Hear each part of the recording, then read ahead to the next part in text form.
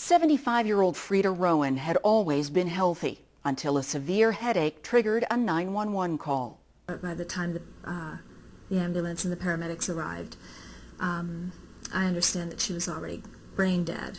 It was an aneurysm that brought Frida to the intensive care unit at St. Joseph's Healthcare Hamilton, a place where lives are saved. But not everyone walks out of the ICU.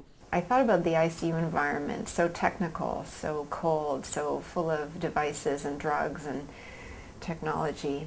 Not a warm and caring place, and not where most Canadians say they want to die. Improving end-of-life care, particularly in the ICU, has been a mission for Dr. Deborah Cook, initiating a way that would change the process of grieving a life to celebrating one is how the Three Wishes Project began. We just sort of developed this idea, hoping it might gain some traction. Certain criteria must be met, including low probability of survival, before Three Wishes is introduced, with simply a conversation.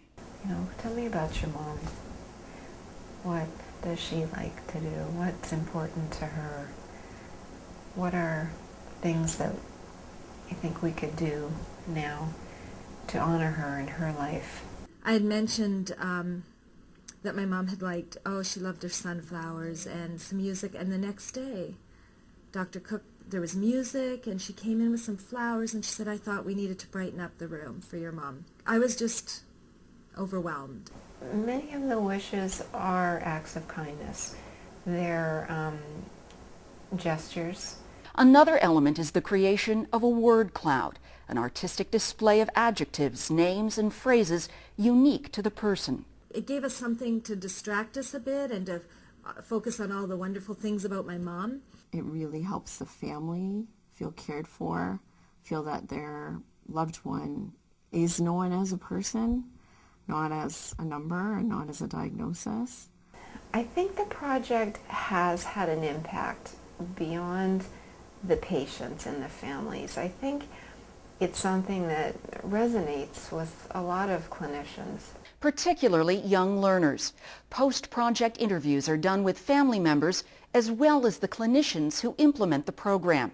They say Three Wishes gives them permission to care. There's a lot of medical things to think about, and the residents, especially because they're still learning, are constantly thinking about the new facts that they have to learn and what this means for their medical knowledge.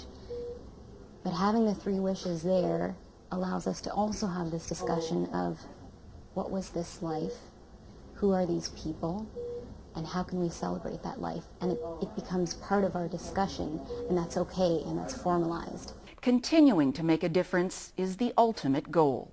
I'd hope that the idea would have legs and people would sort of take it with them on their journey as clinicians, as healthcare providers.